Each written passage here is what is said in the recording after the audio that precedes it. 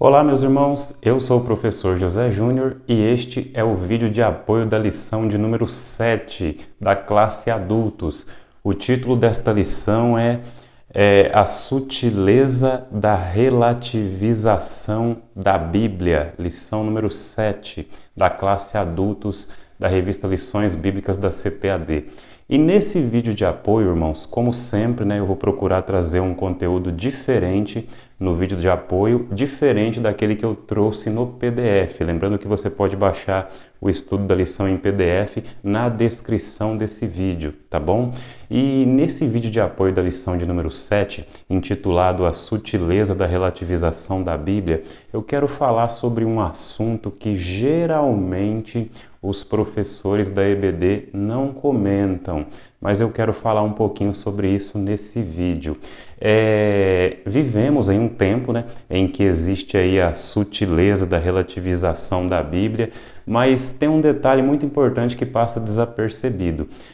Muitas vezes, irmãos, a tradição religiosa presente nas igrejas acaba fazendo com que muitas pessoas relativizem a Bíblia sem perceber. A tradição religiosa ou o tradicionalismo religioso presente dentro de muitas denominações acaba fazendo com que muitas pessoas relativizem aquilo que a Bíblia diz. Eu vou falar um pouquinho sobre isso nesse vídeo, tá bom? Para explicar melhor sobre o relativismo da Bíblia, que é relativismo? Aliás, qual é o grande perigo do relativismo bíblico? Primeiro, o que é relativismo e depois o grande perigo do relativismo bíblico. Relativismo bíblico ou relativização da Bíblia é quando você distorce aquilo que diz a Bíblia. Ou é quando você pega parte daquilo que está escrito na Bíblia e ignora outra parte. Isso é a relativização da Bíblia, ou relativismo bíblico. Então, relativismo bíblico ou relativização da Bíblia é quando você distorce aquilo que diz a palavra de Deus, ou é quando você pega uma parte do que está sendo dito na Bíblia e ignora outra parte. Por exemplo, eu vou usar uma ilustração do arqueólogo Rodrigo Silva para procurar facilitar a nossa compreensão. Essa ilustração é do Rodrigo Silva, que eu achei muito interessante. Imagine que um paciente vá até o médico e o médico diz para esse paciente: olha, você só pode comer doces aos finais de semana. Aí o médico escreve uma frase no papel e entrega para o paciente: você só pode comer doces aos finais de semana. O médico escreve e entrega para o paciente. Aí o paciente lê aquilo, não gosta do que ouviu e o paciente faz o seguinte: ele apaga o final da frase. A frase diz, a frase do médico: você só pode comer doces aos finais de semana. Aí o paciente lê o começo da frase que diz: você só pode comer doces. E o paciente apaga a parte que diz aos finais de semana. O que o paciente fez? Ele relativizou aquilo que o médico disse. Ele pegou uma parte do que o médico disse e ignorou a outra parte. Muitas pessoas fazem isso com a palavra de Deus.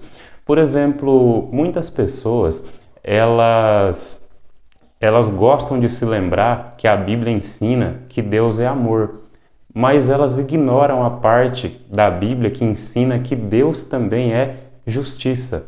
Elas ignoram a parte da Bíblia que diz que sem santidade ninguém verá a Deus, mas elas gostam de se lembrar da parte que diz: amai-vos uns aos outros assim como eu vos amei. Elas gostam de se lembrar da parte da Bíblia que diz: não julgueis, para que não sejais julgados. Mas elas ignoram outras partes da Bíblia, como por exemplo aquela que diz: ide malditos para o fogo eterno, apartai-vos de mim que eu nunca vos conheci. Então, relativização da Bíblia é isso. Muitas vezes a pessoa pega uma parte do que diz a Bíblia e ignora outras partes do que diz a Bíblia. Então, relativização da Bíblia ou relativismo bíblico, em suma, né, em resumo, é isso. É a pessoa pegar uma parte do que diz a Bíblia e ignorar outra, ou é a pessoa simplesmente distorcer o que a Bíblia está dizendo. Isso é a relativização da Bíblia, que acontece principalmente dos anos 2000 para cá e vai piorar com o tempo, infelizmente. Isso é relativismo bíblico, isso é a relativização da Bíblia. Mas a relativização da Bíblia, como eu disse no comecinho do vídeo, ela também está inserida muitas vezes na tradição religiosa, no tradicionalismo religioso, e muitas pessoas não percebem. Por exemplo, a tradição religiosa ou tradicionalismo religioso nem sempre é ruim, mas em alguns casos é ruim ou se torna ruim. Por exemplo, eu vou te dar um exemplo de tradição religiosa ou tradicionalismo religioso que não é ruim e acontece em praticamente todas as igrejas pentecostais. Por exemplo, quando você lê 2 Coríntios capítulo 13, versículo 13, diz assim, ó: a graça do Senhor Jesus Cristo, o amor de Deus e a comunhão do Espírito Santo seja com todos vós. 2 Coríntios capítulo 13, versículo 13. Há traduções bíblicas em que tem o versículo 14, né? E é no versículo 14 que diz isso, mas geralmente é no versículo 13. Essa palavra que eu acabei de ler aqui de 2 Coríntios 13, 13, ou 2 Coríntios 13, 14, dependendo da tradução, é a chamada bênção apostólica, que é usada em muitas igrejas evangélicas por aí. Só que essa bênção apostólica, ela não é uma ordenança, ela não é um mandamento. Jesus não deixou a bênção apostólica como uma ordenança ou como um mandamento. E o apóstolo Paulo também não deixou isto que chamamos de bênção apostólica como uma ordenança ou como um mandamento. Isto é apenas uma saudação final de Paulo na segunda carta aos Coríntios. Só que as igrejas, elas abraçaram essa saudação de Paulo e a transformaram naquilo que é chamado hoje de bênção apostólica. Então isso tornou-se uma tradição religiosa, um tradicionalismo religioso. Mas é aquela tradição religiosa que não é ruim.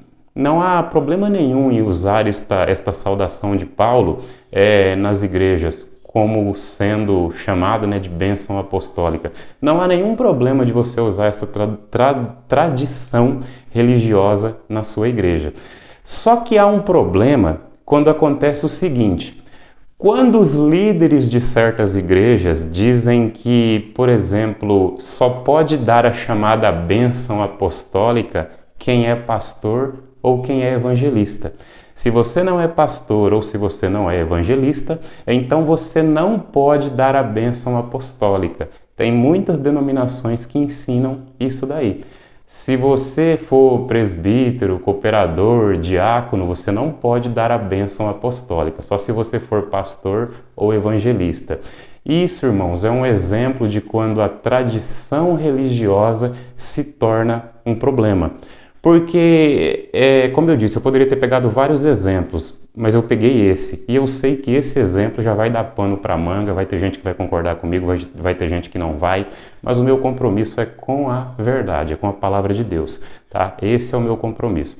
Então, irmãos, eu citei essa questão aí do que chamamos de bênção apostólica como um exemplo de tradição religiosa, que não é ruim, não há problema em você citar essa saudação de Paulo nas igrejas e chamar de bênção apostólica, né, como sendo bênção apostólica. Não há problema nenhum nessa tradição religiosa. Isso é uma tradição religiosa que eu não vejo nenhum problema.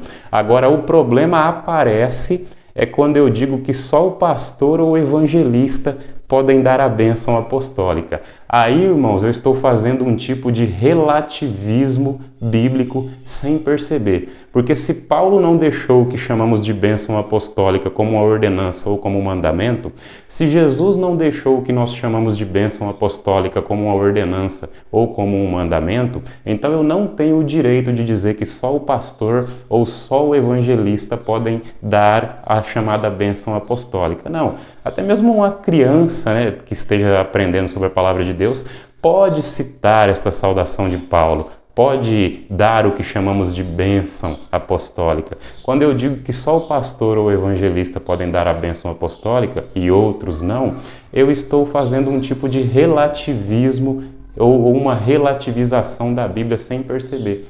Por exemplo, quando eu digo, vamos supor que eu sou um pastor da igreja. Eu não sou pastor, tá? Eu sou um evangelista. Eu não tenho o dom ministerial de pastor. Eu tenho o dom ministerial de mestre ou ensinador da palavra e o dom ministerial de evangelista, mas eu não tenho o dom ministerial de pastor. Há uma diferença aí entre dons ministeriais e outros dons dados pelo Espírito Santo. Tá? A diferença entre dons ministeriais e cargos eclesiásticos, tá? A maioria pensa que é a mesma coisa, mas há uma diferença sobre isso. Inclusive, se você quiser ter um estudo detalhado sobre dons ministeriais e cargos eclesiásticos, basta você mandar uma mensagem no WhatsApp do Subsídios EBD Andradina, que eu vou te mandar um estudo detalhado para você aprender a diferença entre dons ministeriais e cargos eclesiásticos, porque há diferença. Muita gente pensa que é a mesma coisa, mas não é, há diferença, tá? Então, irmãos, eu citei aqui uma tradição religiosa, a da chamada bênção apostólica, em casos em que não há problema nenhum e em casos em que pode se tornar um problema, quando dizem que só uma elite, né, vamos dizer assim, pode dar a bênção apostólica e outra não. Aí a tradição religiosa já está se tornando um tipo de relativismo da Bíblia sem perceber. Mas vamos lá, vamos supor que eu sou um pastor de uma igreja. Vamos supor que eu olho ali um irmão que dá o dízimo alto e o irmão comete alguns erros lá que eu como pastor deveria chamar a atenção dele, mas eu penso assim, o irmão dá um dízimo alto, eu vou ficar quietinho. Agora eu olho o outro irmão lá que dá um dízimo pequenininho ou que nem pode dar o dízimo e eu vejo ele cometendo uma falhazinha, eu já vou lá e pego no pé dele, né? Então o que eu estou fazendo? Eu estou relativizando a Bíblia, ou não? Eu estou tratando pessoas com diferença. Eu estou tratando aquele que tem uma condição financeira boa de um jeito e aquele que não tem de outro jeito.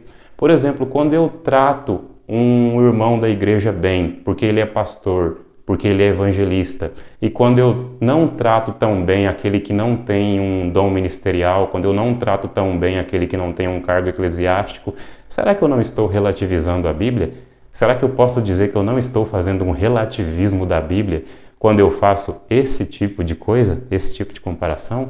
Eu gostaria que você refletisse sobre isso, que muitas vezes cristãos sinceros, cristãos que procuram andar na palavra, acabam relativizando a Bíblia sem perceber. Qual que é o grande perigo do relativismo, irmãos? Eu até marquei aqui para passar para vocês. O grande problema do relativismo. Qual o principal problema do relativismo? Preste atenção. O grande problema, irmãos, do relativismo é que se tudo é relativo, se não há verdade absoluta, se cada uma das situações depende do indivíduo ou da cultura, então logo pode ser justificado o aborto, a eutanásia, o homossexualismo, o roubo, a pedofilia e tal, né? Porque o relativismo, de uma maneira geral, ele diz que não há uma verdade absoluta. Então, se não há uma verdade absoluta, então eu posso relativizar tudo. Posso relativizar o aborto, posso relativizar a pedofilia, posso relativizar o homossexualismo. Ou seja, o relativismo, de uma maneira geral, quer transmitir a ideia de que não existe verdade absoluta. Tudo depende. Então, isso é um grande perigo do relativismo. Se tudo depende, né? Se há aí até o relativismo bíblico atualmente, então tudo depende. Uma coisa é pecado? Não, depende do ponto de vista. Tal coisa é errada aos olhos de Deus? Não, depende do ponto de vista, entendeu? Esse é o grande perigo do relativismo, principalmente o relativismo bíblico. Quando eu olho uma situação e diz, não é errado, depende da situação. Não é certo, depende da situação. Esse é o grande perigo do relativismo, tá? Então eu gostaria que você analisasse essa reflexão aí que eu fiz nesse vídeo, que você analisasse bem tudo aquilo que você ouviu nesse vídeo. E um detalhe, viu, irmãos, muito importante. Sempre que você pegar um estudo bíblico nas suas mãos, seja o estudo bíblico do professor José Júnior, ou em vídeo ou em PDF, seja o estudo bíblico de qualquer professor de EBD, não importa qual seja a igreja, sempre analise com cuidado o estudo bíblico que você pegar em mãos, tá? Veja se tem base bíblica, veja se está de acordo com a palavra de Deus, tá? Porque se você procurar no YouTube, você vai encontrar muitas pessoas fazendo vídeos sobre escola bíblica dominical e muitas até fazem material em PDF. Só que sempre procura analisar, tá? Todos os canais que eu já assisti que falam sobre escola bíblica dominical, a maioria deles é muito bom mesmo. Tanto aqueles que fazem só o vídeo, quanto aqueles que fazem o vídeo e materiais em PDF ou em outro formato. A maioria dos canais que eu já assisti é muito bom. Mas sempre que você pegar um estudo para você ler sobre escola bíblica dominical, sobre a palavra de Deus de um modo geral, seja esse estudo em vídeo ou em PDF, sempre analise com cuidado para ver se o que você está consumindo tem base bíblica ou não, tá bom? E se esse vídeo foi útil para você, deixe o seu joinha e, se possível, deixe também um comentário, porque assim o YouTube vai entender que o nosso conteúdo é mais relevante e irá sugerir para outras pessoas, tá bom? Que Deus abençoe em nome do Senhor Jesus e até a próxima.